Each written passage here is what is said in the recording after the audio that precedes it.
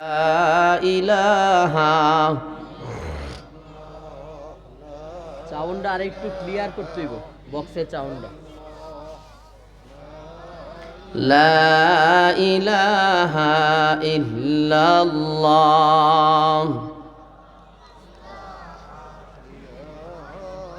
আপনারা কি অসুস্থ নাকি সবাই? হ্যাঁ, সবাই অসুস্থ? যেভাবে আওয়াজ দিতেছেন মনে হইতেছে যে আপনারা মইরা রয়েছেন সবাই নাকি? আমি কি কবরস্থানে বসছি ওয়াজ করতে? সবাই কি মরা না জিন্দা? জিন্দা মানুষের আওয়াজ কি এত আসতে হয়নি? হ্যাঁ, জোরে সোরে আওয়াজ দিয়ে জবান ছেড়ে দিয়ে পড়েন লা ইলাহা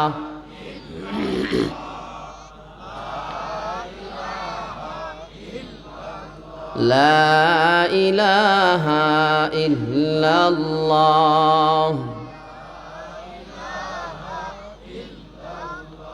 यकी दानम दरी आलम के ला मअबूद इल्ला हो वला मक़सूद फिल कौनैन वला मवजूद इल्ला हो ला इलाहा इल्लल्लाह।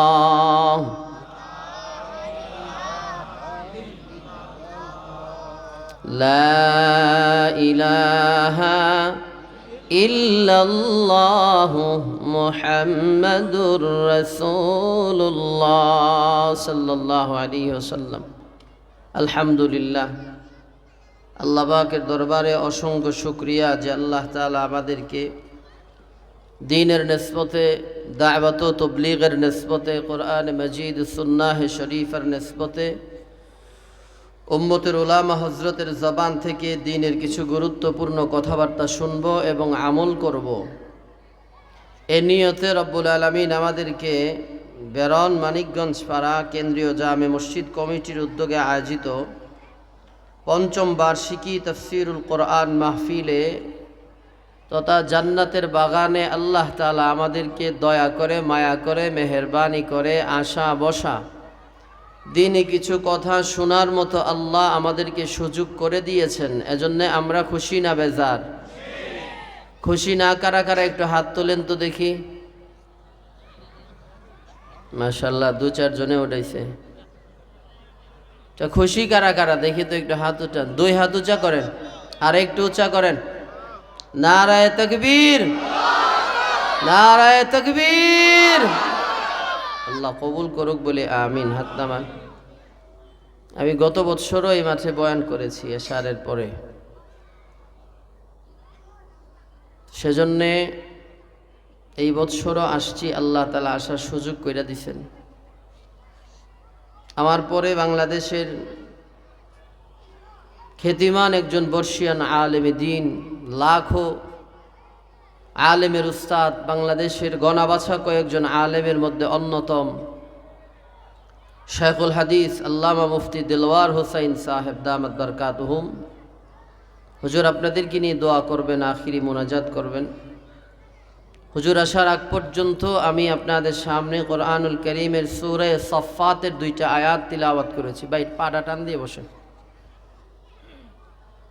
রাসূলুল্লাহ সাল্লাল্লাহু আলাইহি সাল্লামের অসংখ্য অগণিত আহাদিসে শরীফের ভান্ডার থেকে গুরুত্বপূর্ণ একখানা হাদিস শরীফও তিলাওয়াত করেছি।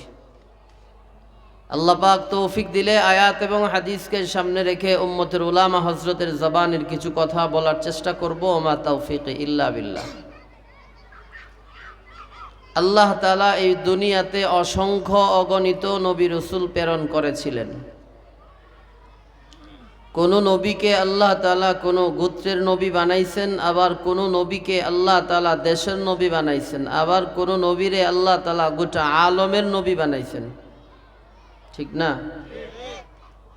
যেমন আল্লাহ তাআলা কোরআনে বলেন ওয়ামা আরসালনাকা ইল্লা রাহমাতাল লিল আলামিন। আল্লাহ আল্লাহর পেয়ারা দুস্তরে গোটা আলমের নবী বানাইয়া রহমত দিয়া দুনিয়াতে প্রেরণ করেছেন। আল্লাহ রসুল বলেন আশাদ্দুন নাস বালা আল আম্বিয়া সুম্মাল আমসাল ফাল আমসাল। এই পৃথিবীতে চলতে গেলে, বসবাস করতে গেলে ঈমানওয়ালা যারা, মুমিন যারা, মুত্তাকি যারা, পরহেজগার যারা, তাদের উপরে আল্লাহ কিছু বিপদ ঢাইলা দিব। আল্লাহ এদেরকে কিছু পরীক্ষা করব, আল্লাহ এদেরকে কিছু বিপদ মুসিবত দিব। এটা আল্লাহর ওয়াদা। আল্লাহ ওয়াদা করেছেন, ওয়ালা নাবলুওয়ান্নাকুম বিশাইইম মিনাল খাউফি ওয়াল জু'ই ওয়া নাকসিম মিনাল আমওয়ালি ওয়াল আনফুসি ওয়াস সামারাত ওয়া বাশশিরিস সাবিরিন।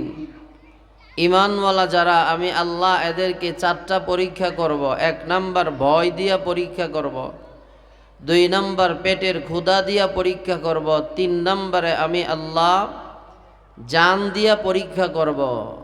সন্তান দেমো, আবার সন্তান নিয়ে যাবো। এরপরে আল্লাহ তাআলা বলেন, আমি আল্লাহ মালের পরীক্ষা করব, মালের পরীক্ষা। ফসলের জমিন করছেন, আসমান থেকে আল্লাহ অতিবৃষ্টি, অনাবৃষ্টি, শিলাবৃষ্টির দ্বারা আল্লাহ তাআলা ফসলগুলারে নষ্ট কইরা দিব। এইটা আল্লাহর ওয়াদা। এই বিপদ আপদ মুসিবত টেনশনে পড়ে যারা সবর করবে, ধৈর্য ধারণ করবে, আল্লাহ বলেন আমি আল্লাহ ওই সাবের বান্দার সাথী হয়ে যাই, বন্ধু হয়ে যায়। আল্লাহ রসুল হাদিসে বলেন, যারা দুনিয়াতে বিপদে আপদে সবর করে, ধৈর্য ধারণ করে, আল্লাহ তাআলা এই সবরের বিনিময়ে তারে জান্নাতের মালিক বানাইয়া দেয়। আপনারা আমার দিকে তাকান না। আল্লাহ তাআলা সবরের বিনিময় কি করে? জান্নাতের মালিক বানায়। সবরের বিনিময় কি করে?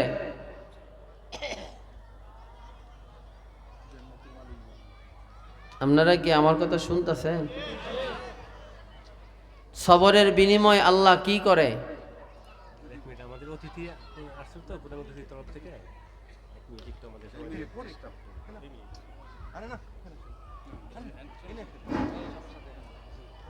দুনিয়াতে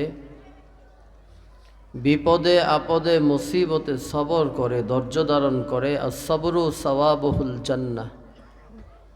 সবরের বিনিময়ে আল্লাহ তাআলা মুমিনরে জান্নাত দান করে। আপনারা কি সজাগ আছেন সবাই? আওয়াজ করে একটু কথাটা তো বললেন।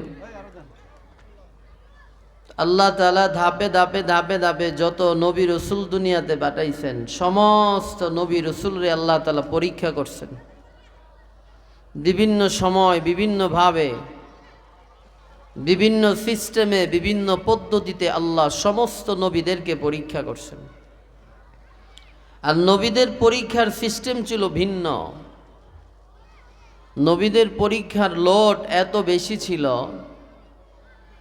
যে আল্লাহ হযরত ইব্রাহিম আলাইহিস সালাতু ওয়াস সালাম রে যেই পরিমাণ পরীক্ষা করছেন, একটা পরীক্ষারে যদি কোটি ভাগে ভাগ কইরা এক ভাগ পরীক্ষার একটা টাচ বেরনের কোনো মুমিন মুসলমানের উপর ঢাইলা দিত, তাহলে মাটির নিচে ধইসা যেত।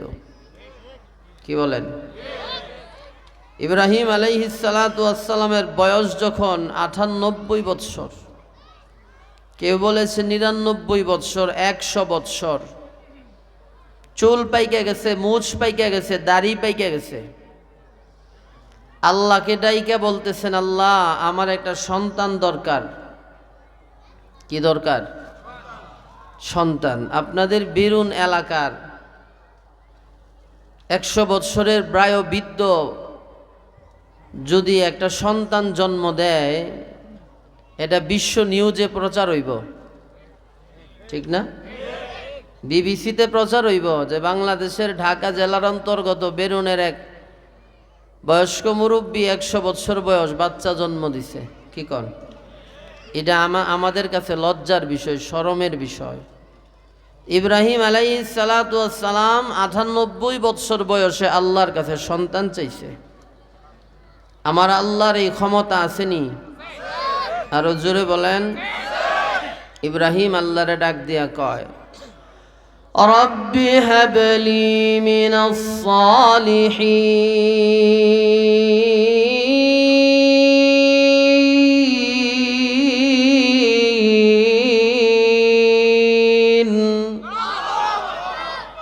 আল্লাহ আমার একটা সন্তান দরকার।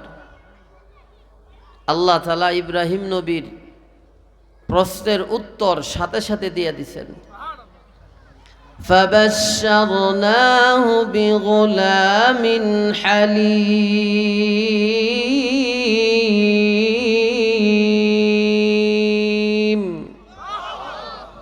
নবী, আপনার দোয়া আমি আসমানে কবুল করেছি। আপনাকে এমন একটা সন্তান দিব যেই সন্তানটা হবে আপনার অনুগত, যেই সন্তানটা হবে ধৈর্যশীল, যেই সন্তানটা আপনার সাথে জিন্দিগিতে কোনোদিন বেয়াদবি করবে না। সুবহানাল্লাহ বলেন। আল্লাহ তাআলা ইব্রাহিমের দোয়া কবুল কইরা বিবি হাজেরার ঘরে আল্লাহ সন্তান দিছে, নাম কি? ইসমাঈল আলাইহিস সালাতু ওয়াস সালাম। ইব্রাহিম নবীর পরীক্ষা এখান থেকেই শুরু হইছে। বাচ্চার বয়স যখন ৩-৪ দিন, আল্লাহ আবার ইব্রাহিম নবীরে ডাইকা কয়, নবী, আপনার ৪ দিনের সন্তান আর আপনার বিবিরে মক্কাতুল মুকাররামায় সাফা আর মারওয়া ২ পাহাড়ের মধ্যস্থলে তাদেরকে মরুদ্যানে দিয়ে আসেন। ইব্রাহিম আলাইহিস সালাম ৪ দিনের সন্তান ইসমাইল রে নিয়া, বিবি হাজরা রে নিয়া রওনা হয়ে গেছেন মক্কাতুল মুকাররামার দিকে। দীর্ঘ পথ সফর করার পরে যখন মক্কার সাফা মারওয়া পাহাড়ের পাদদেশে গিয়ে পৌঁছায় গেলেন, আল্লাহর ইশারা আসছে এখানেই তাদেরকে বসাইয়া দেন। ইব্রাহিম আলাইহিস সালাম ৪ দিনের সন্তান ইসমাইল আর বিবি হাজরারে রাইখা আবার সামনের দিকে হাঁটা শুরু করছে। বিবি হাজরা ডাক দিয়া বলেন, স্বামী, এই মরুভূমি চিটিয়াল প্রান্তরে বসবাস করার উপযুক্ত জায়গা নয়। গাছপালা নাই, বাজার নাই, হাট বাজারের কোনো ব্যবস্থা নাই, পশু পাখি চলাচল করে না, পানির কোনো ব্যবস্থা নাই। এই মরুভূমিতে, মরুদ্যানে, পাহাড়ের পাদদেশে ৪ দিনের বাচ্চারে নিয়ে কেমনে বসবাস করব? ইব্রাহিম আলাইহিস সালাম পিছনের দিকে তাকায়াও দেখে না, শুধু তাফসীরের কিতাবে লিখছেন শাহাদাত আঙ্গুলি দ্বারা আকাশের দিকে ইশারা করেছেন। বিবি বুঝে ফেলেছে এইটা আমার স্বামীর মন গড়া কোনো বিষয় নয়, আল্লাহর পক্ষ থেকে আমার স্বামী আদিষ্ট হয়েছেন। জোরে কন্যা সুবহানাল্লাহ। করিম ইবনুল করিম ইবনুল করিম ইবনুল করিমিন ইউসুফ ইবনে ইয়াকুব ইবনে ইসহাক ইবনে ইব্রাহিম ইউসুফ ইবনে ইয়াকুব ইবনে ইসহাক ইবনে ইব্রাহিম। আওয়াজ দিয়ে বলেন আল্লাহু আকবার। ইব্রাহিম আলাইহিস সালাতু ওয়াস সালামের পরীক্ষা এখান থেকেই শুরু হয়ে গেছে। ইব্রাহিম আলাইহিস সালাম চলে যায়। বিবি বুঝে ফেলেছে আল্লাহর পক্ষ থেকে আমার স্বামীকে আদেশ করা হয়েছে। বিবি মনকে সান্ত্বনা দিয়ে বলেন, যে আল্লাহ ৯৮ বৎসর বয়সে আমাদের ঘরে সন্তান দিতে পারে, ওই আল্লাহ এই মরুভূমিতে আমাকে, আমার সন্তানকেও হিফাজত করতে পারবে। কন্যা সুবহানাল্লাহ। মুসলমান ভাইয়েরা আমার, ইব্রাহিম আলাইহিস সালাতু ওয়াস সালাম চলে গেল। হযরতে ইসমাঈল আর বিবি হাজেরা এই মরুভূমি প্রান্তরে বসবাস শুরু করে দিল। যে খাদ্য সামগ্রী এনেছিল সব খাবার শেষ হয়ে গেছে। চামড়ার মশকে পানি আনছিল, ওই পানিও শেষ হয়ে গেছে। ইসমাঈলের যখন পানির পিপাসা লাগা গেছে, ইসমাঈল আলাইহিস সালাতু ওয়াস সালাম পানির পিপাসায় কাতর হয়ে গেছে। হযরতে হাজেরা ইসমাইল রে রাইখা একবার সাফা পাহাড়ে দর দেয়, আবার মারওয়া পাহাড়ে দর দেয়। এইভাবে ৭টা চক্কর যখন লাগায় দিল, ইসমাইল ছোট বাচ্চা, 2টা পা জমিনে যখন নাড়াচাড়া করে আর পানির পিপাসায় চিৎকার চেঁচামেচি করে, আল্লাহ পাক জিবরাইল আলাইহিস সালাতু ওয়াস সালামকে পাঠাইয়া বলে, জিবরাইল, আমার ইসমাইলের পায়ের মোড়া যেখানে লাইগা গর্ত হয়ে গেছে, ওখান থেকে জান্নাতি একটা নলকূপের ব্যবস্থা করে দাও। আওয়াজ দিয়া কন্যা সুবহানাল্লাহ। জিবরাইল আলাইহিস সালাতু ওয়াস সালাম আইসা ইসমাঈল আলাইহিস সালাতু ওয়াস সালামের পা যেইখানে নাড়াচাড়া করছে ওইখান থেকে একটা ঝর্ণা প্রবাহিত করে দিয়েছে। হযরতে হাজেরা আয়েশা দেখে ওইখান থেকে পানি উত্তোলন শুরু হয়ে গেছে। এই পানি আর কোনোভাবে বন্ধ করা যায় না। হযরতে হাজেরা ওখান থেকে পানি নিজেও পান করলেন, সন্তান ইসমাঈলকেও পানি পান করাইলেন, চামড়ার মশকে পানি ভর্তি করে রেখে দিলেন। আর মনে মনে চিন্তা করতে লাগলেন, আর বলতে লাগলেন, জামজাম মানে থাইমা যা, থাইমা যা, পানির প্রয়োজন মিটা গেছে, আর পানি লাগবে না। আল্লাহ রাব্বুল আলামিন গায়বী আওয়াজ দিয়া কয়, হাজেরা এই পানি কিয়ামত পর্যন্ত বন্ধ হবে না।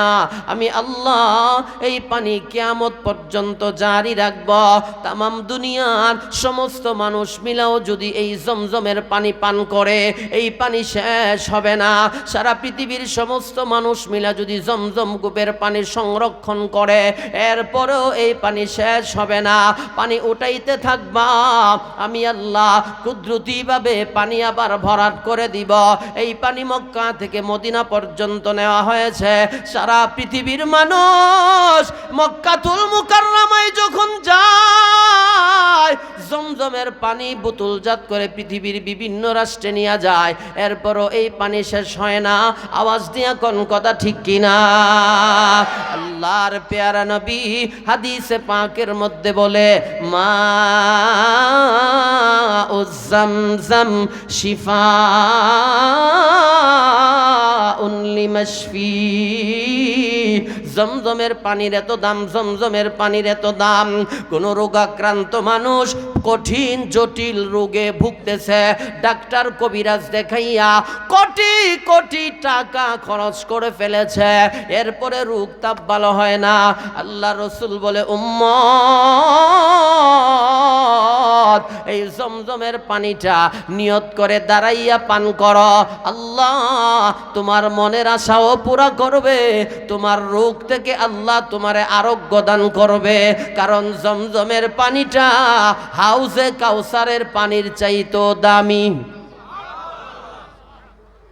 জমজমের পানিটা হাউজে কাউসারের পানির চাইতেও দামি। কেন? আল্লাহ রসুল বলেন, আমার সিনার সাথে জমজমের পানি টাচ হইছে। নবীর সিনার সাথে জমজমের পানির কি হইছে? টাচ হইছে। এজন্যে হাউজে কাউসারের পানির চাইতেও আল্লাহ জমজমের পানির দাম বাড়াইয়া দিছে, কারণ এটা আমার নবীর শান আর মান আর মর্যাদা। ঠিক কিনা? আরো জোরে বলেন। আল্লাহ রসুল যেই রৌজাতে শুয়ে আছেন, এই রৌজার মাটি আল্লাহর আরশের চাইতেও দামি, কারণ নবীর জিসিম মুবারক এই মাটির সাথে টাচ হয়ে রয়েছে। আরো জোরে কন্যা সুবহানাল্লাহ।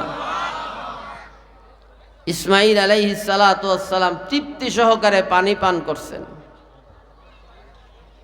এই মনিটরগুলোতে আরেকটু ইকু দেন, হালকা আরেকটু রিবাব দেন। হযরতে ইসমাঈল আলাইহিস সালাতু ওয়াস সালাম যখন আস্তে আস্তে বড় হইতে লাগলেন, বড় হয়ে গেছেন, আল্লাহ কোরআনে বলেন, ফালাম্মা বালাগা মাআহুস সাইয়া قال يا بني إني أرى في المنام।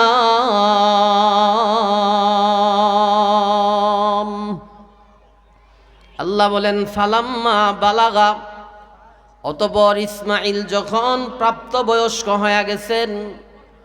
কোন মুফাসসির বলেছে, ইসমাঈল যখন লাফ দিয়া ঘোড়ার উপরে উঠতে পারে এমন বয়সে যখন পৌঁছায় গেছে, আল্লাহ পাক রাতের বেলা ইব্রাহিম নবীরে স্বপ্নে যোগে জানাইয়া দেয়, আন্নী আযবাহুকা ফানজুর মাযা তারা।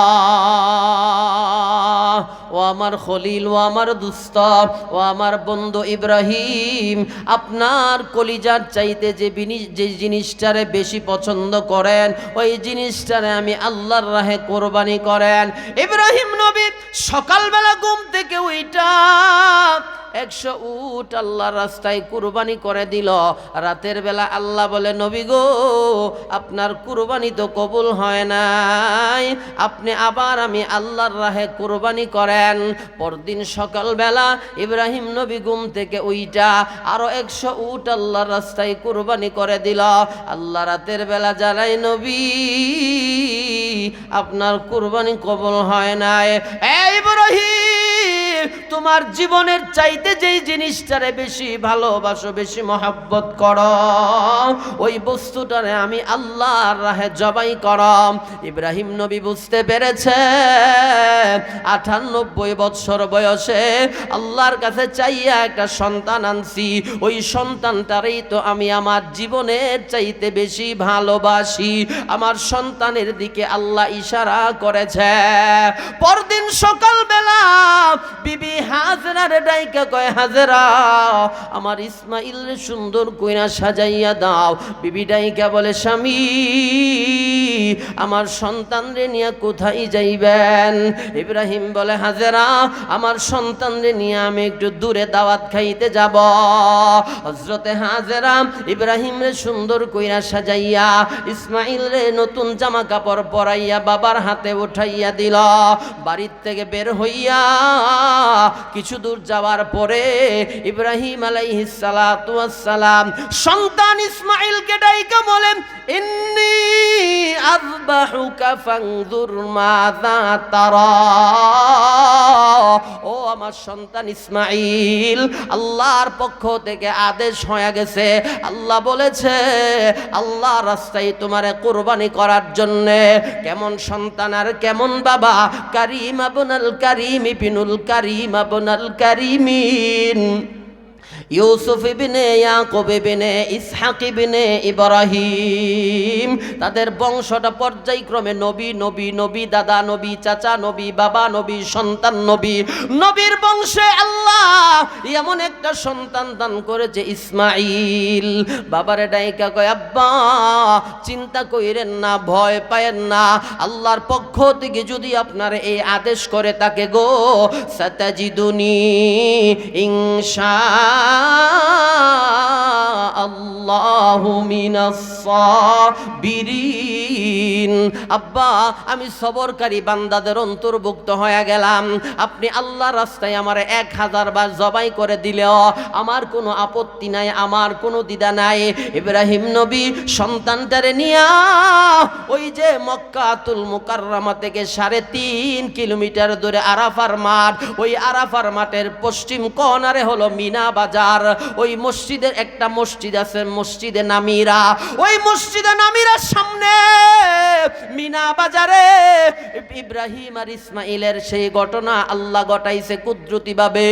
ইসমাইল বলে, আব্বা আমার 2টা পা রশি দিয়া বাইদা দেন, আমার 2টা হাত রশি দিয়া বাইদা দেন। বাবা গো, আমার 2টা চোখ রশি দিয়া বাইদা দেন। ইব্রাহিম বলে, ও আমার ছেলে, চোখ কেন বাঁধবো? ইসমাইল বলে, আব্বা আপনি যখন ছুরি চালানোর জন্য মাথাটা নিচু করবেন, আপনার চোখ আমার চোখ যদি মিলা যায় গো, আপনার কলিজায় যদি সন্তানের মায়া পয়দা হয়ে যায়, আর আল্লাহ যদি কুরবানি কবুল না করে, ইসমাইল আলাইহিস সালামের চোখ বাইদা ইসমাইলকে শোয়া দিয়েছে। কন্যা সুবহানাল্লাহ। আর একটু জোরে কন্যা সুবহানাল্লাহ। এ মুসলমান ভাইয়ারা আমার, ইসমাইল আলাইহিস সালাতু ওয়াস সালাম শুয়ে গেছে। ইব্রাহিম নবী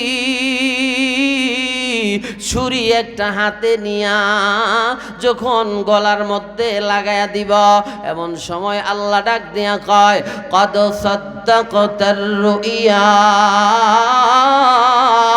ইন্না কাযালিকা নাজজিল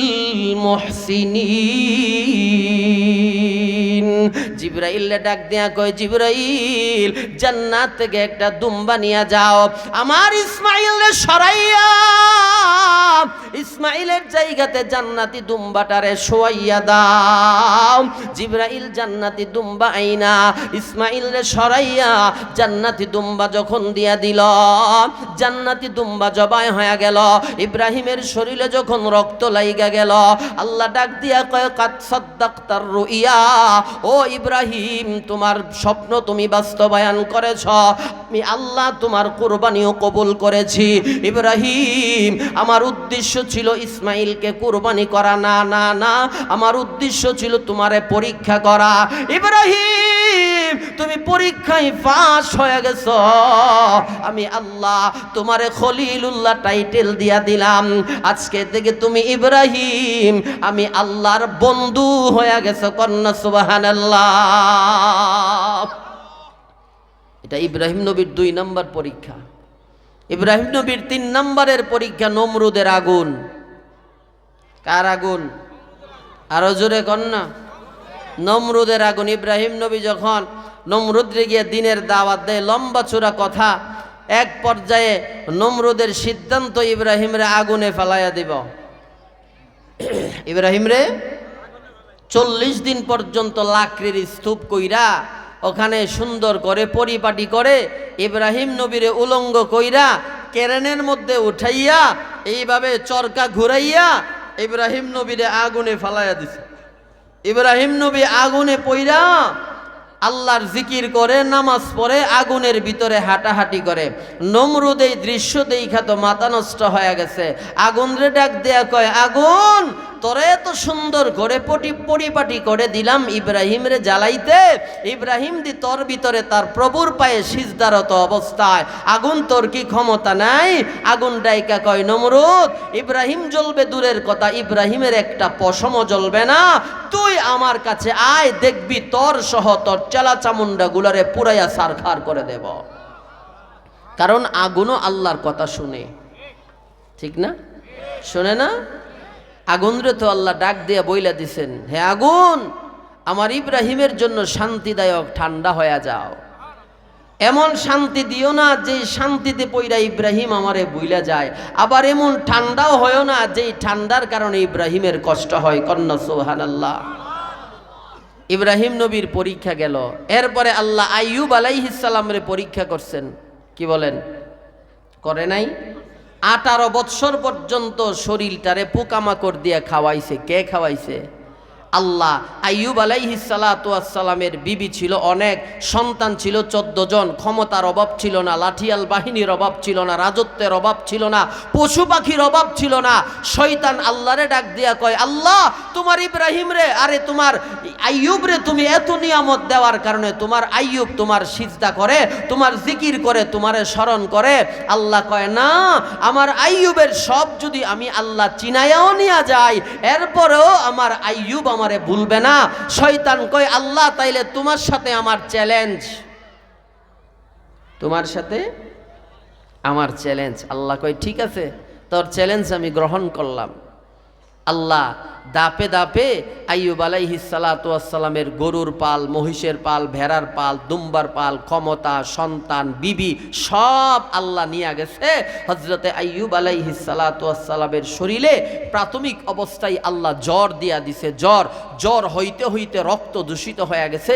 এই রক্তের মধ্যে পচন ধরছে, পচন দইরা ওখান থেকে পোকামাকড় তার শরীরে জড়ায়া গেছে। পোকামাকড় খাইতে খাইতে খাইতে খাইতে 18 বৎসর পর্যন্ত খাইছে।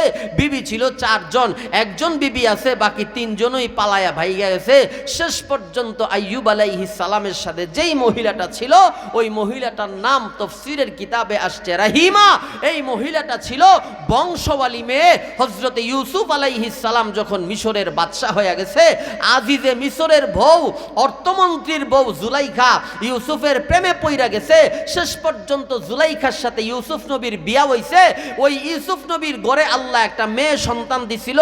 ওই মেয়েটারে বিয়ে দেওয়ার পরে ওই মেয়ের ঘরে যেই আরেকটা মেয়ে হইছিল, ওই মেয়েটা হলো হযরতে আইয়ুব নবীর 4 নম্বরের বিবি রহিমা। কোন সুবহানাল্লাহ। আইয়ুব আলাইহিস সালাতু ওয়াস সালাম ডাক দিয়া কই, বিবি, তুমি আমার সাথে কেন পইরা রইছ? 4 জন বিবি ছিল গো, 3 জন তো চইলা গেছে, তুমিও চইলা যাও। হযরতে রহিমা বলেন, স্বামী গো, যদি আমার জিহ্বা দিয়া আপনার শরীরের পোকাগুলা যদি চাইটা পরিষ্কার করতে হয়, এরপরও আমি আপনার পা দইরা থাকমু, আপনারে ছাইরা আমি যাবো না। আওয়াজ দিয়া কন্যা সুবহানাল্লাহ। আর এখনের বিবিরা স্বামী যেই গামছাটা ব্যবহার করে স্ত্রী ওই গামছাই ধরে না, স্বামী যেই প্লেটে খাবার খায় স্ত্রী ওই প্লেটে খাবার খায় না, ঠিক কিনা? আরো জোরে কন। তাহলে ভালোবাসা বাড়বো কেমনে? এগুলা করলে কি ভালোবাসা বাড়েনি? আরো জোরে কন না। হ্যাঁ, মুসলিম শরীফের হাদিসে আসছে আল্লাহ নবী আর আয়েশা খাবার খাইতে বসছে। তো আয়েশা রাদিয়াল্লাহু আনহা একটা হাড্ডিরে চাবায়া দস্তরখানাতে রাখছে, আল্লাহ রসুল ওই হাড্ডিটারে মুখে নিয়ে আবার চাবাইছে। আয়েশা একদিন গ্লাসে পানি পান করতেছে, নবী দাঁড়ায়া দাঁড়ায়া দেখতেছেন। আল্লাহ নবী আয়েশারে কয়, আয়েশা আমার কাছে আসো, তুমি যে গ্লাস দিয়ে পানি খাইছো তোমার ঠোঁট দুইটা কোন জায়গায় লাগছে? আয়েশা কয় এই জায়গায় লাগছে। কয় এক গ্লাস পানি নিয়ে আসো। আয়েশার ঠোঁট যেই জায়গাতে লাগছে নবীও ওই জায়গাতে মুখ লাগায়া পানি পান করছে। এইটা হচ্ছে মহব্বত। জোরে কোন কথা, ঠিক কিনা? মুসলমান ভাইয়ারা আমার, আইয়ুব আলাইহিস সালাতু ওয়াস সালাম 18 বছর অসুস্থ থাকার পরে শরীরের এমন কোন অঙ্গ নাই যেই অঙ্গগুলা পোকা খায় নাই। শেষ পর্যন্ত আইয়ুব আলাইহিস সালাতু ওয়াস সালামের জিহ্বায় যখন পচন ধরে গেল, জিহ্বায় যখন পোকা বৈশা আইয়ুব নবীর জিহ্বাটানে চাইটা চাইটা খাওয়া শুরু করলো। রহিমা ডাইকা বলে, স্বামী গো, আল্লাহরে একটু বলেন না আল্লাহ যেন আপনার সুস্থতার নিয়ামত দান করে দেয়। আইয়ুব আলাইহিস সালাম রাতের বেলা সিজদায় পড়ে আল্লাহরে ডাইকা কয়, আল্লাহ 18 বছর আমার গোশত, আমার হাড্ডি, আমার চামড়াগুলা তুমি পোকা দিয়া খাওয়াইছ। আল্লাহ আমার জিহ্বাটা তো সুস্থ ছিল, জিহ্বা দিয়া তোমার জিকির করছি, জিহ্বার দ্বারা তোমার শুকরিয়া আদায় করছি। ও আসমানের মালিক, তোমার জিহ্বাও যদি পোকা খায়া ফালায় আমি তোমার জিকির করব কেমনে? আল্লাহ ডাক দিয়া কয়, আইয়ুব যেখানে বসবাস করো ওইখানে দেখো একটা জান্নাতি মিঠা পানির নহর বানায়া দিছি, ওই নহরে গোসল করো, নতুবা ওই নহরে তোমার পা ডারে রাইখা দাও। কোন কোন মুফাসসির বলেছে আইয়ুব নবী ওই জলের মধ্যে গোসল করেছে, আবার কেউ বলেছে ওই নহরের মধ্যে যখন পা ডারে রাখছে, রাখার সাথে সাথে আল্লাহ আইয়ুব নবীরে পূর্ণ সুস্থতার নিয়ামত দান করেছে। কোন সুবহানাল্লাহ। আল্লাহ দাপে দাপে দাপে দাপে সমস্ত নবী রাসূলরে আল্লাহ পরীক্ষা করেছে, আমাদের নবীরও আল্লাহ পরীক্ষা কম করে নাই। আল্লাহর নবীর বিবি ছিল 11 জন, একজন বিবির নাম ছিল হযরতে মারিয়া রাদিয়াল্লাহু আনহা। ওই মারিয়ার গর্ভে আল্লাহ একটা সন্তান দিয়েছিল, ওই সন্তানটার নাম হলো ইব্রাহিম। এই ইব্রাহিমের দিকে নবী বড় পলকহীন দৃষ্টিতে তাকাইয়া থাকত। ইব্রাহিমের চেহারায় আল্লাহ মা আমেনার রূপ ডাইলা দিয়েছিল, খাজা আব্দুল্লাহর রূপ ডাইলা দিয়েছিল। এই জন্য নবী ইব্রাহিমের চেহারার দিকে তাকায়া থাকত আর মারিয়ারে বলতো, মারিয়া আমি তো ছোটবেলায় বাবা হারাইছি, ছোটবেলায় মা হারাইছি। ও মারিয়া, আমার এই সন্তানের চেহারার দিকে তাকাইলে আমি আমার মা হারা বেদনা, বাবা হারার বেদনা আমি ভুইলা যাই। কিন্তু ইব্রাহিম দুনিয়াতে আসার পর থেকেই অসুস্থ। আল্লাহ নবী খানায়ে কাবা থেকে দোয়া করে, আল্লাহ আমার ইব্রাহিম রে তুমি সুস্থ বানায়া দাও না, সন্তান তো যা দিলা সব সন্তান তুমি নিয়া গেলা। মা কানা মুহাম্মাদুন আবা আহাদিম মির রিজালিকুম ওয়ালাকির রাসূলুল্লাহি ওয়া খাতামান নাবিয়্যিন ওয়া কানা আল্লাহু বিকুল্লি শাইইন আলিমা। আল্লাহ বলে মুহাম্মদুর রাসূলুল্লাহ সাল্লাল্লাহু আলাইহি ওয়াসাল্লাম কোন প্রাপ্তবয়স্ক পুরুষের পিতা নন, কারণ আমার নবী খাতামান নাবিয়্যিন, আমার নবীর পরে দুনিয়াতে আর কোন নবী আসবে না। আগেকার সময়ের নিয়ম ছিল নবীর ছেলেরাও নবী হয়, এত নবীদের সম্মান মর্যাদা বাইরা যায়। আমার নবী তো শেষ নবী, আমার নবীর সন্তানরে যদি আমি নবী বানাই তাইলে আমার নবীর সম্মান বাড়ে না বরংস কমে। এই জন্য নবীর সম্মান বাড়াই বাড়াইতে গিয়া আমি আল্লাহ নবীর সন্তানরা নাবালেগ থাকা অবস্থায় উঠাইয়া নিয়ে আসলাম। নবী দোয়া করে, আল্লাহ সন্তানগুলারে তো নিয়া গেলা, আমার ইব্রাহিম রে তুমি সুস্থ বানাইয়া দাও। দোয়া করা অবস্থায় একজন সাহাবী নবীর কানের গোড়ায় মুখ লাগায় কইয়া, রাসূলুল্লাহ আপনার সন্তান ইব্রাহিম দুনিয়ার জমিন থেকে বিদায় হয়ে গেল। নবী এই কথা শোনা মাত্র নবীর কলিজাটা চূর্ণ বিচূর্ণ হয়ে গেল। আল্লাহ নবী চোখ মোবারক দিয়া পানি ছাড়তে শুরু করছে। আল্লাহ জিবরাইলকে পাঠাইয়া নবীরে সান্ত্বনা দেয়, নবী গো সন্তান দেওয়ার মালিক আমি আল্লাহ, সন্তান নেওয়ার মালিক আমি আল্লাহ। ও নবী সবর করেন, ধৈর্য ধারণ করেন। ওয়ালা সাউফা ইউতিকা রাব্বুকা ফাতারদা, এই সবরের বিনিময়ে আমি আল্লাহ হাসরের মাঠে আপনারে এত বেশি দান করব, আপনি নবী হাসরের মাঠে খুশি হয়ে যাবেন। আরো জোরে কন্যা সুবহানাল্লাহ। নবীজি কান্নারত অবস্থায় জিবরাইল সান্ত্বনা দেয়, নবী আর কাইন্দেন না, সন্তান দেওয়ার মালিক আল্লাহ, সন্তান নেওয়ার মালিক আল্লাহ।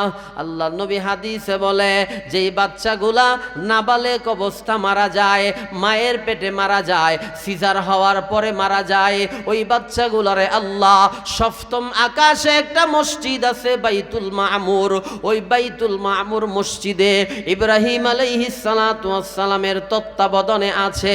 ওই বাচ্চাগুলা ইব্রাহিম নবীরে মা ডাকে, ইব্রাহিম নবীরে বাবা ডাকে।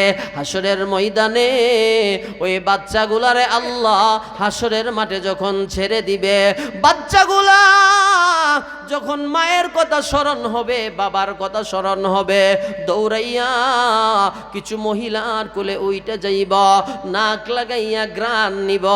মহিলাটা বলবো, আমি তোমার দুনিয়ার জগতের মা।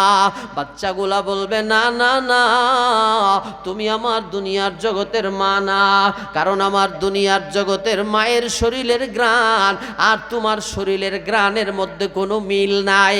মায়ের কুল থেকে নাই মা, আবার কিছু পুরুষের কোলে ওইটা যাইবা, নাক লাগাইয়া গ্রান নিব। পুরুষটা বলবে, আমি তোমার দুনিয়ার জগতের বউর সূত্র বাবা। বাচ্চা বলবে, না না না, তুমি আমার দুনিয়ার জগতের বাবা না, কারণ আমার দুনিয়ার জগতের বাবার শরীরের গ্রান আর তোমার গ্রানের মধ্যে কোনো মিল নাই।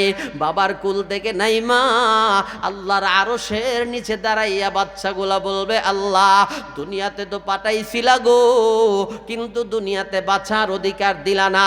দুনিয়াতে তো পাঠাইছিলাম, কিন্তু মারে মা মা বইলা ডাইকা কলিজা ঠান্ডা করতে পারি নাই। বাবারে বাবা বাবা বইলা ডাইকা কলিজা ঠান্ডা করতে পারি নাই। আল্লাহ আমার আসল মা আসল বাবার কাছে আমি যাইতে চাই। আল্লাহ একদল ফেরেশতারে ডাক দিয়া বলবে, ও ফেরেশতা, এই বাচ্চাটার মা বাবারে খুঁজা নিয়ে আস। ফেরেশতা গোটা হাসরের মাঠ খুঁজবে, বাচ্চার মারেও পাইব না, বাবারেও পাইব না। আল্লাহ বলবে, জান্নাতের ভিতরে যাও, জান্নাতের ভিতরে যাইব, ওখানেও পাইব না। আল্লাহ বলবে, জাহান্নামের ভিতরে যাও, জাহান্নামের ভিতরে গিয়ে দেখবে বাচ্চাটার মা বাবা দুনিয়াতে গুনাহ করার কারণে, দুনিয়ায় বেপরদা চলার কারণে, পরকীয়ায় লিপ্ত হওয়ার কারণে, নামাজ না পড়ার কারণে, রোজা না রাখার কারণে আল্লাহ সাময়িকভাবে জাহান্নামের আযাবের শাস্তি দিতেছে। আল্লাহর আদেশে ওই সন্তানের মা বাবারে জাহান্নামের আগুন থেকে উঠাইয়া আল্লাহর আরশের নিচে যখন দাঁড় করায়া দিব, আপনাদের বেরুন এলাকায় বৃষ্টি হওয়ার আগে জিলকি দেয়নি? কয়দিন তাহে? 4-5 মাস? হ্যাঁ, কয় সপ্তাহ? 1 সেকেন্ডও না, চোখের পলকেই শেষ হয়ে যায়। আল্লাহর নবী ইবনে মাজার হাদিসে বলে, ওই বাচ্চাগুলা যখন আসল মা আসল বাবার গ্রাণ পাইব, বিদ্যুতের গতিতে মায়ের কোলে ওইটা নাক লাগাইয়া গ্রান নিয়া বলবে, তুমি তো আমার দুনিয়ার জগতের মা। ও মা, তুমি না 10 মাস 10 দিন আমার পেটে ধারণ করেছিলা। মা গো, আমারে একটু কুলে নাও না, আমারে একটু বুকে লাগাইয়া চুমা দাও না। ও মা, আমি তো তোমারে দুনিয়ার জগতে মা বইলা ডাক দিতে পারি নাই গো মা, আমারে একটু কোলে উঠাইয়া আদর করো না। মায়ের কুল থেকে নাইমা আবার বাবার কোলে উইটা যাইব, বাবার কুল থেকে নাইমা আল্লাহর আরশের নিচে দাঁড়াইয়া আল্লাহরে বলবে, ও আসমানের মালিক আল্লাহ, আমি আমার আসল মা বাবারে পায়া গেছি। আল্লাহ, আমার মা বাবার জন্য তুমি জান্নাত বরাদ্দ দিয়া দাও। আল্লাহর পক্ষ থেকে ইশারা হয়ে যাইব, তুমি তোমার মারে বাবারে নিয়া আল্লাহর তৈরি জান্নাতের মেহমান হয়ে যাও। কোন সুবহানাল্লাহ। আল্লাহর নবী কাবা থেকে মারিয়া রাদিয়াল্লাহু আনহার দরজায় গিয়া টোকা দিয়া শেষ করে দিয়ে হুজুর আয়েশা বসছে। আচ্ছা ঠিক আছে। ওয়া আখির দাওয়ানা আলহামদুলিল্লাহি রাব্বিল আলামিন। আসসালামু আলাইকুম ওয়া রাহমাতুল্লাহ। আয়াতে একজন নবীর জীবন বৃত্তান্ত আলোচনা করেছেন। আল্লাহ তাআলা ওনাকে অনেকগুলা পরীক্ষা করছেন। আল্লাহ ওনারে ইরাকের নিনোয়া নামক জনপদে পাঠাইছেন 4 লক্ষ উম্মতের নবী বানায়া।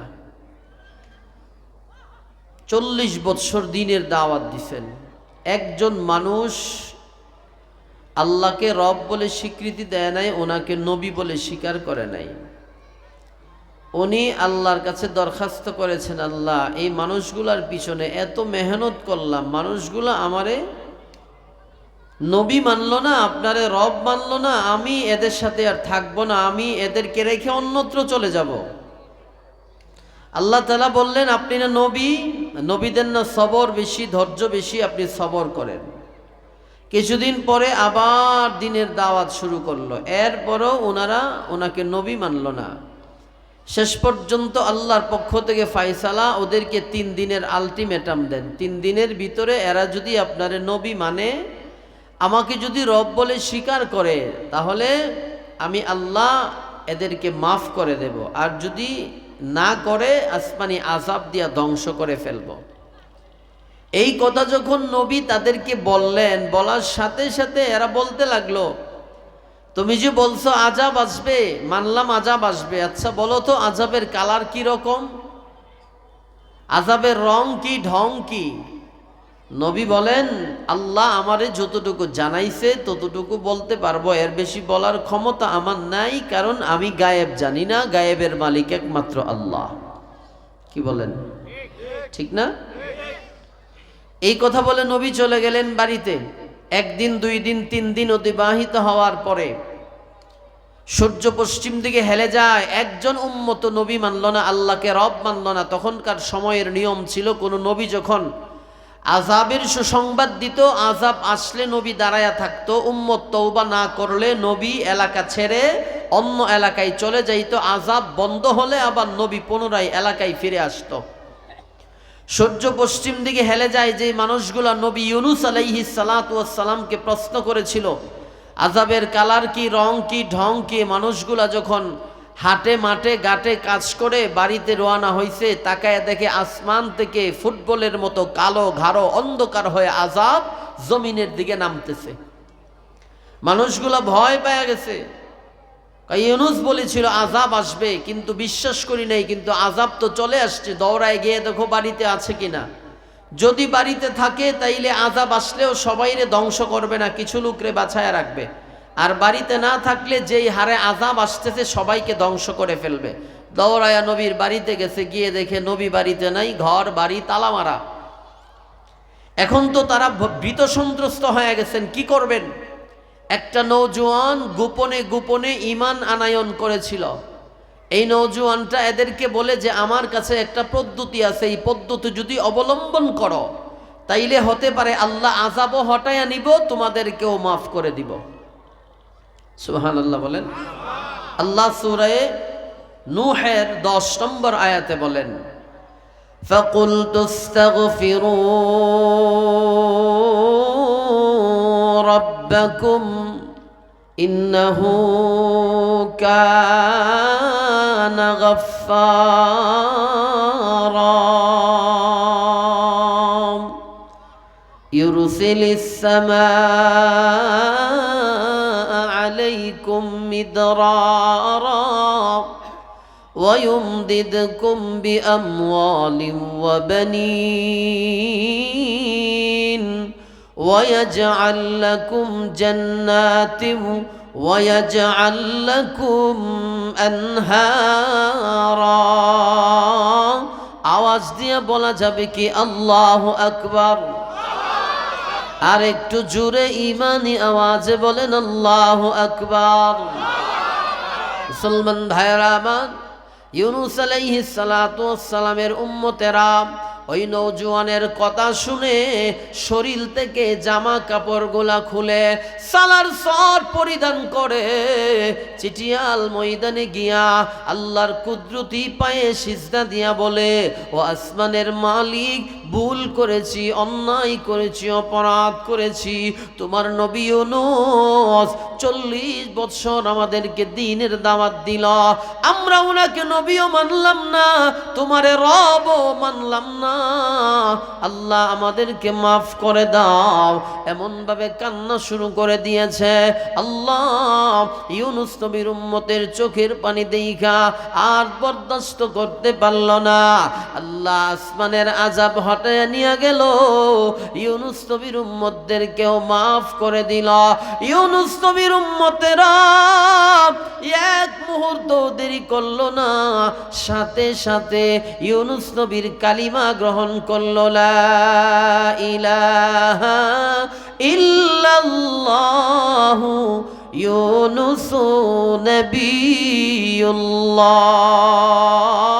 আওয়াজ দিয়ে বলেন না সুবহানাল্লাহ। সবাই নবীর উপর ঈমান আনছে। এখন নবী তো এলাকা ছাইরা দিছে। নবী কি জানে উম্মতের খবর? জানে না, এলাকা ছাইরা দিছে। আল্লাহর নিয়ম ছিল আযাব আসলে নবী দাঁড়ায়া থাকবে, কিন্তু নবীর শরীরে ইজ্জাহাবা মুগাদিবাত, এমন রাগ আসছে আযাব আসার আগেই নবী এলাকা ছাইরা দিছে।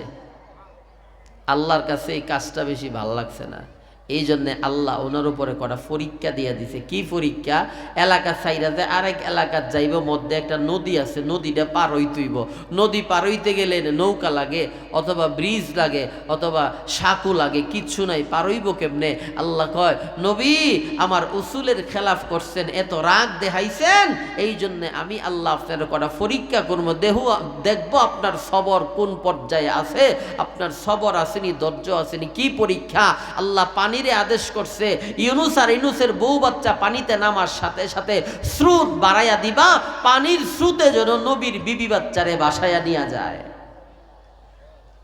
নবী বহু চেষ্টা করলো পার হওয়ার জন্য, পারে না। শেষ পর্যন্ত অনেক কৌশল করে নিজের মনটা স্থির কইরা বউ বাচ্চারে নিয়ে যখন পানিতে পা রাখছে, পানির স্রোত এত বাড়ছে, বউ বাচ্চারে পানির স্রোতে বাসায়া নিয়ে গেছে। ইউনূস আলাইহিস সালাম উম্মত হারাইয়া, জাতি হারাইয়া, দিশেহারা পাখির মতো নদীর পারে ঘুরে, যেখানে দাঁড়ায় দাঁড়াইয়া থাকে, যেখানে বসে বসেই থাকে, যেখানে শুয়েই থাকে। আল্লাহ তাআলা আমার তিলাওয়াতকৃত আয়াতে ওই কথাটা বলেন, ইয আবাকা ইলাল ফুলকিল মাশহুন।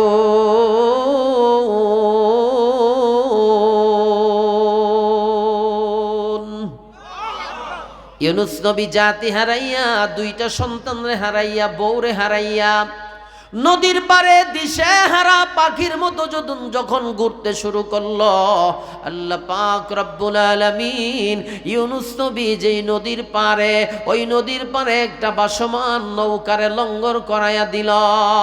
ফুলকুন শব্দের অর্থ নৌকা, মাশহুন শব্দের অর্থ মানুষ চলাচলের নৌকা। এই নৌকাটা নদীর পারে যখন লঙ্গর করল, ইউনূস নবী নৌকাটারে দেইখা লাফ দিয়া নৌকা দুইটা বইসা গেল। নৌকার মাঝি নবীর নিয়া চলতে চলতে যখন নদীর মধ্যস্থলে গেল, আল্লাহ ডাক দিয়া কয়, নবী আপনারে আমি এখন 2 নম্বরের পরীক্ষা করব। কি পরীক্ষা? নৌকার ইঞ্জিনের স্টার্ট দিছে বন্ধ কইরা, ইঞ্জিনের স্টার্ট বন্ধ হয়ে গেছে, নৌকাটা সামনেও যায় না, পিছনেও যায় না, ডানেও যায় না, বামেও যায় না। নৌকার ভিতরে যে প্যাসেঞ্জার গুলা ছিল গো, ওই প্যাসেঞ্জার গুলা ছিল বড় ভিআইপি মানুষ, ব্যবসায়ী, টাকাওয়ালা, পয়সাওয়ালা। এই মানুষগুলা নৌকাতে পড়ে যখন চিৎকার চেঁচামেচি শুরু করলো, নৌকার ভিতরে একজন সাদা দাড়িওয়ালা মুরব্বী ছিল। মুরব্বী ডাইকা বলে, ইঞ্জিনও ভালো আছে, নৌকা সব কিছু ঠিকঠাক আছে, আমাদের নৌকায় একটা অপরাধী মানুষ এইটা আরোহণ করেছে। এই অপরাধী মানুষটারে যতক্ষণ পর্যন্ত নৌকা থেকে না সরাবো, আমাদের নৌকাটা সামনেও যাবে না, পিছনেও যাবে না, ডানেও যাবে না, বামেও যাবে না। মানুষগুলা এই কথা শোনার পরে বলতে লাগলো, চাচাজি অপরাধী মানুষটারে কেমনে খুঁজে বের করব? মুরব্বী একটা কথা বলেছিল, ওই কথাটাকেও আল্লাহ এত পছন্দ করেছে, সূরা সফফাতের আয়াত বানায়া নাজিল করেছে। মুরব্বী ডাক দিয়া কয়, ফাসাহামা ফাকানা মিনাল মুদহাদিন। মুরব্বী ডাক দিয়া কয়, লটারির ব্যবস্থা করা। ফাসাহামা শব্দের অর্থ লটারি দেওয়া, মুদহাদিন শব্দের অর্থ হলো অপরাধীরে সাব্যস্ত করা। মুসলমান ভাইয়েরা আমার, আল্লাহ নবীর 3 নম্বরের পরীক্ষা শুরু হয়ে গেছে। নবীর অপরাধী বলে এখন সাব্যস্ত করা হবে। তাফসীরের কিতাবে লিখে 3 বার লটারি দেওয়া হলো, 3 বার আল্লাহ নবী ইউনূসের নাম আসলো। সবাই মিলা সিদ্ধান্ত নিল, অপরাধী যেহেতু এই মানুষটা, হাতে পায়ে রশি লাগাইয়া ওনারে নদীতে ফেলে দাও না। মানুষগুলা বলে, না না না, ওনার চেহারা যে সুন্দর, মনে হয় আসমানের মালিকের সাথে মহরম দহরম সম্পর্ক আছে। মুরব্বী ডাইকা কয়, কোনো অজুহাত চলবে না, হাকিম লড়ে তো হাকিমের হুকুম নড়ে না। সিদ্ধান্ত যা হয়েছে সিদ্ধান্ত বাস্তবায়ন করো, হাতে পায়ে রশি লাগাইয়া নদীতে ছেড়ে দাও। যখন হাতে পায়ে রশি লাগাইল, আল্লাহ আরশে আজিম থেকে নদীর বড় একটা মাছ রে ডাক দিয়া কয়, ফালতাকামাহুল হুত ওয়া হুয়া মুলিম।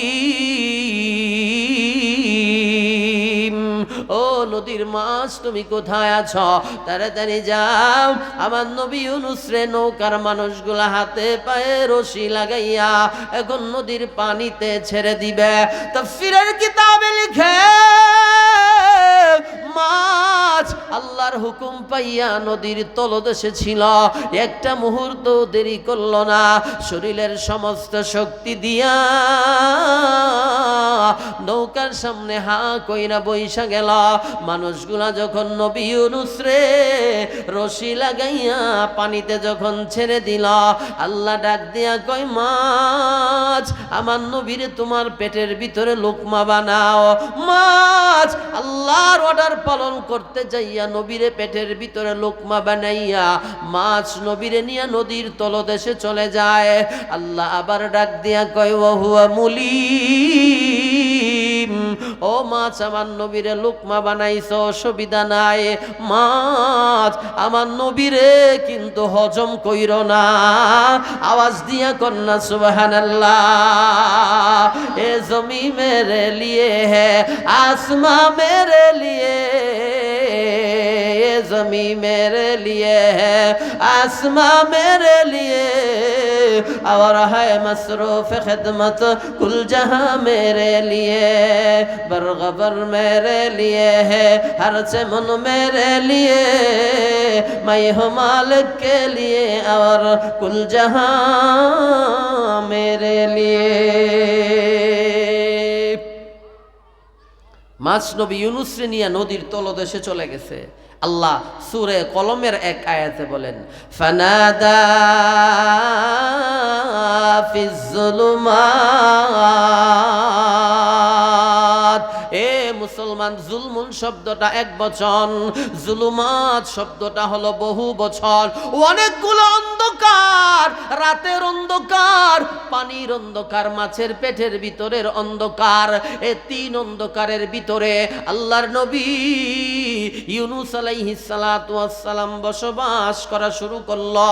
একদিন নয়, 2 দিন নয়, 1 সপ্তাহ নয়, 2 সপ্তাহ নয়, একাধারে 40টা দিন আল্লাহর নবী ইউনুস রে 4 নম্বরের পরীক্ষা করছে মাছের পেটের ভিতরে ঢুকাইয়া।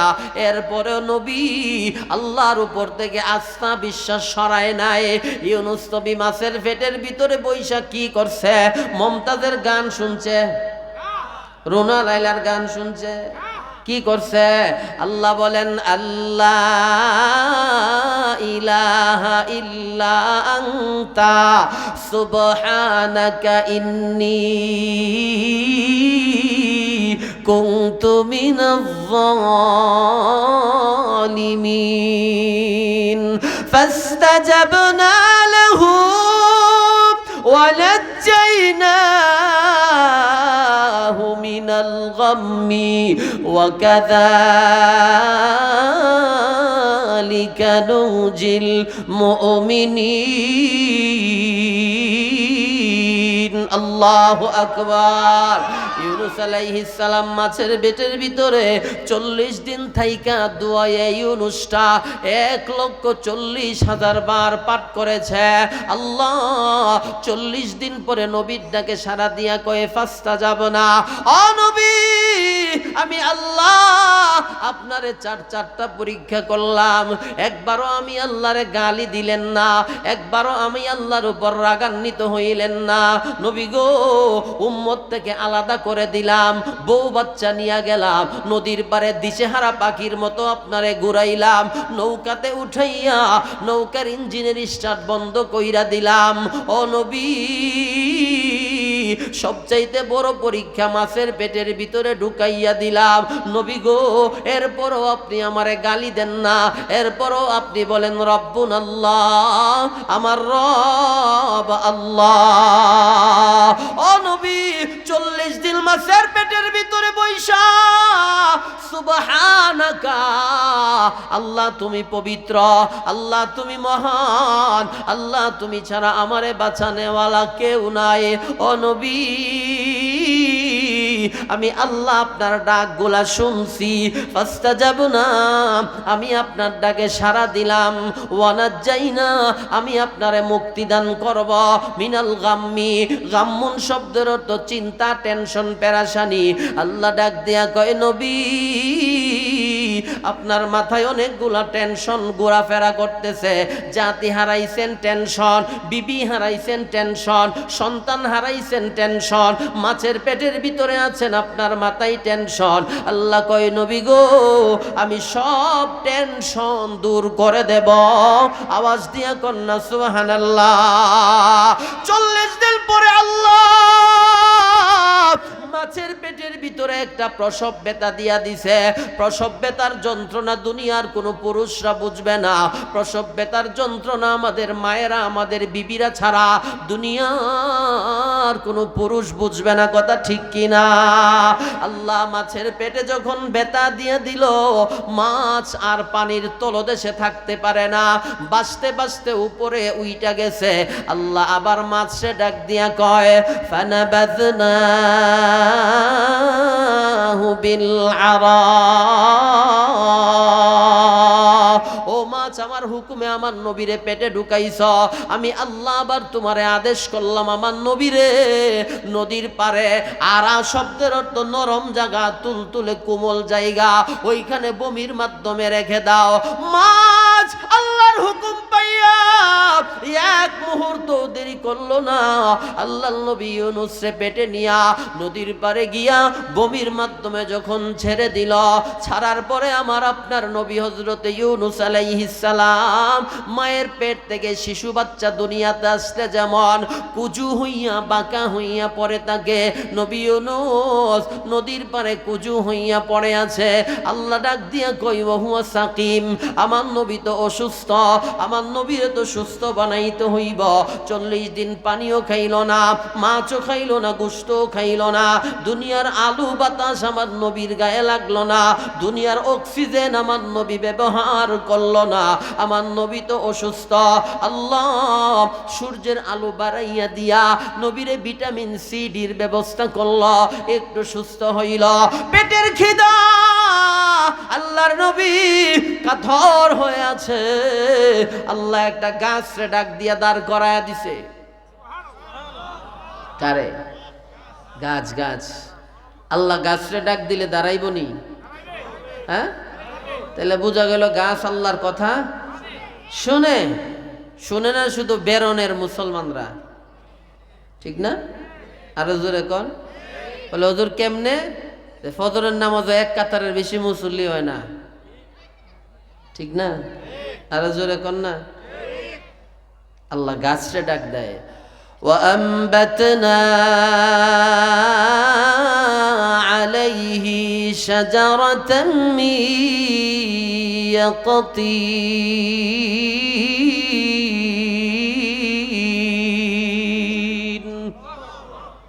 আল্লাহ ইশারা করার সাথে সাথে একটা গাছ দাঁড়ায় গেছে। কেউ কেউ বলছেন এটা আপেল গাছ ছিল, কেউ বলেছে মালটা গাছ, কেউ বলেছে আঙ্গুর গাছ, কিন্তু আল্লাহর কোরআন বলে ওইটা ছিল একটা লতা জাতীয় গাছ। আল্লাহ ইউনূস নবীর ডাক দিয়া কয়, নবী পেটের ক্ষুধা নিয়ে আর পয়সা থাইকেন না, আপনার মাতার কাছে আমি আল্লাহ কুদরতের গাছ দান করাইয়া দিছি, সাজানাতান মিয়াক্তিন। নবী গো, আপনি গাছের দিকে হাত বাড়াইলে আপনার হাতে জান্নাতের কুদরতি ফল চলে আসবে। নবী চোখ খুইলা তাকায় দেখে মাতার কাছে একটা লতা জাতীয় গাছ, হাত বাড়ানোর সাথে সাথে নবীর হাতের মধ্যে ফল চলে আসছে। নবী ফল খাইয়া পেটের ক্ষুধা নিবারণ করেছে। নদীর পানি থাকে লবণাক্ত, সমুদ্রের পানি লবণাক্ত খাওয়া যায় না। আল্লাহ একটা ছাগলের উলানে জান্নাতি দুধ ঢুকাইয়া ছাগলটারে পাঠায় দিল, যা আমার নবী তো 40 দিন পানি পান করলো না, ছাগল রে তোর উলানের দুধ খাওয়াইয়া আমার নবী ইউনূসের পানির পিপাসা নিবারণ করে দাও। এইভাবে নবী 7 দিন এখানে অবস্থান করল। নবীর পরীক্ষা শেষ হয়ে গেছে, পরীক্ষায় নবী ফার্স্ট হয়ে গেছে। আল্লাহ ওহির মাধ্যমে জানায় দিল, নবী রাগ কইরা তো এলাকা ছাইরা দিছেন, আপনার উম্মত তওবা করেছে, আমি এদেরকে ক্ষমা করে দিয়েছি। নবী গো, ওয়াদা দিয়েছিলাম মিনাল গাম্মি, টেনশন দূর করব। 1 নম্বরের টেনশন, মাছের পেটের ভিতর থেকে আপনারে আমি বের করে দিলাম। 2 নম্বরে অসুস্থ ছিলেন, আমি আল্লাহ সুস্থ বানাইয়া দিলাম। নবী গো, আপনি আপনার জাতির কাছে চলে যান। নবী জাতিরে ফিরাইয়া দিয়া টেনশন দূর করে দিল। কিছুদিন পরে আল্লাহ নবীর বিবিরও ফিরাইয়া দিল, টেনশন দূর করে দিল। আরো কিছুদিন পরে ছেলে 2টারে ফিরাইয়া দিয়ে টেনশন দূর করে দিল। এই জন্যে আল্লাহ এই পৃথিবীতে যত বড় বড় বড় বড় মুসিবত দিয়েছে, বিপদ দিয়েছে, টেনশন পেরেশানি দিয়েছে, এই পেরেশানি টেনশনগুলো আল্লাহ সমস্ত নবী রাসূলের উপর ঢাইলা দিয়েছিল। নবীদের পেরেশানি ছিল বড়, নবীদের মুসিবত ছিল বড়, নবীদের টেনশন ছিল বড়। আল্লাহর নবী খানায়ে কাবা থেকে দৌড়াইয়া মারিয়া রাদিয়াল্লাহু আনহার দরজায় দাঁড়াইয়া মারিয়ারে বলে, মারিয়া দরজাটা খুলো। মারিয়া দরজা খুললো। আল্লাহর নবী ঘরে ঢুইকা দেখে ইব্রাহিম জমিনে পড়া। মারিয়া দাঁড়াইয়া দাঁড়াইয়া কান্না করে। আল্লাহর নবী বলে, মারিয়া সন্তান দেওয়ার মালিক আল্লাহ, সন্তান দেওয়ার মালিক আল্লাহ। মারিয়া রে আর কান্না করবা না। মারিয়া, আমার ইব্রাহিম রে আমার কোলে উঠাইয়া দাও। আল্লাহর নবী ইব্রাহিম রে কোলে নিয়া নবীর চোখের পানি আর ধইরা রাখতে পারল না। নবীও কান্দে, নবীর বিবি মারিয়া রাদিয়াল্লাহু তাআলা আনহাও কান্দে, আল্লাহর আরশের ফেরেশতাও কান্না শুরু করছে।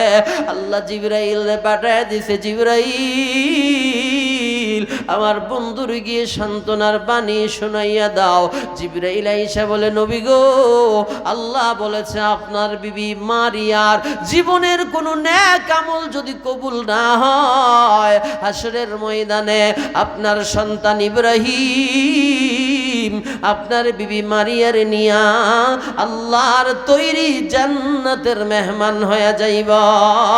আওয়াজ দিয়া কন্যা সুবহানাল্লাহ।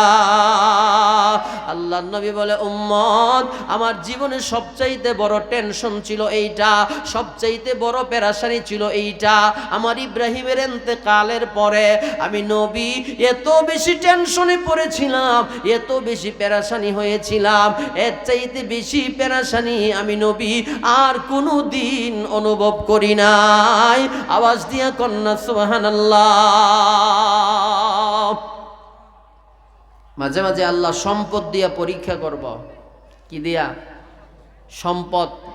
যারা বড় বড় গার্মেন্টসের মালিক, ফ্যাক্টরির মালিক, দেখবেন অনেক সময় আগুন লেগে গেছে গা, আগুন লেগে সব ফুইরা গেছে গা, লঞ্চে মাল আসতেছে, লঞ্চ ডুবে গেছে গা, মনে করবেন এটা আল্লাহর পক্ষ থেকে পরীক্ষা, ঠিক না? এই পরীক্ষার যদি সবর করতারেন, নবী বলেন না, সাবরু সাওয়াবুহুল জান্নাহ, এই সবরের বদলা আল্লাহ আখিরাতে জান্নাত দিব। সুবহানাল্লাহ কোন। আবার অনেকে আছে সম্পদ ফায়া বাহাদুরি করে, আছে না? হ্যাঁ, আরে সর্বনাশ, বেটার বাহাদুরি, বেটার মাস্তানি, এলাকার থাকা যায় না। বেটা বিল্ডিংয়ের মালিক, ফ্যাক্টরির মালিক, গাড়ির মালিক, আবার কয় এটা আমার যোগ্যতার বলে অর্জন করছি, ঠিক না? সার্টিফিকেটের বলে বেটা সম্পদের মালিক হয়েছে। আল্লাহ ক না, আমি দয়া মায়া করে তোর সম্পদ দিছি। কারণ কত সার্টিফিকেট বলা ঢাকা শহরে এদিক সেদিক রিক্সা চালা, ভ্যান গাড়িতে টমেটো বিক্রি করে, ঠিক না? আল্লাহ তারে ধন সম্পদ দেয়, এরে দয়া মায়া কইরা দেয়, আবার মাঝে মাঝে আল্লাহ দিয়া পরীক্ষা করে, ঠিক না? আল্লাহ বলেন, আল্লাযীনা ইয়াকনিজুনা আয-যাহাবা ওয়াল ফিদ্দা ওয়ালা ইউনফিকুনাহা ফী সাবীলিল্লাহ ফাবাশশিরহুম বিআযাবিন আলীম। আল্লাহ বলেন, যাদেরকে আমি স্বর্ণরূপার মালিক বানাইছি, অর্থাৎ ধন সম্পদের মালিক বানাইছি, ওয়ালা ইউনফিকুনাহা ফী সাবীলিল্লাহ, এই ধন সম্পদ পাইয়া এরা মাদ্রাসাতেও দান করে না, মসজিদেও দান করে না, এতিমখানাও বানানা, এতিমের মাথায় হাত বোলানা। আল্লাহ কয়, নবী ফাবাশশিরহুম বিআযাবিন আলীম, এদেরকে আপনি ভয়ঙ্কর আযাবে আলিমের সুসংবাদ প্রদান করুন। কন্যা আউযু বিল্লাহ। আযাবে আলিমের অনেকগুলা ব্যাখ্যা আছে, সবচাইতে বড় ব্যাখ্যাটা হইল সমস্ত সম্পদ রে আল্লাহ জাহান্নামের আগুনে ফুরাইয়া একটা অজগর সাপ বানাইব, আর হাসরের মাঠে অজগর সাপটা ওই ধন সম্পদের দুনিয়ার মালিক রেগিয়া কামড় দিব, দংশন করব, আর বলবো আনা কাংজুকা ওয়া মালুকা, আমি তোমার 20 কোটি টাকার ফ্রাডো গাড়ি, আমি তোমার 50 কোটি টাকার সাভারের ওই যে ফ্যাক্টরি, আমি তোমার মাল, আমি তোমার সম্পদ আর সবল মারবো আর দংশন করবো। কন্যা আউযু বিল্লাহ।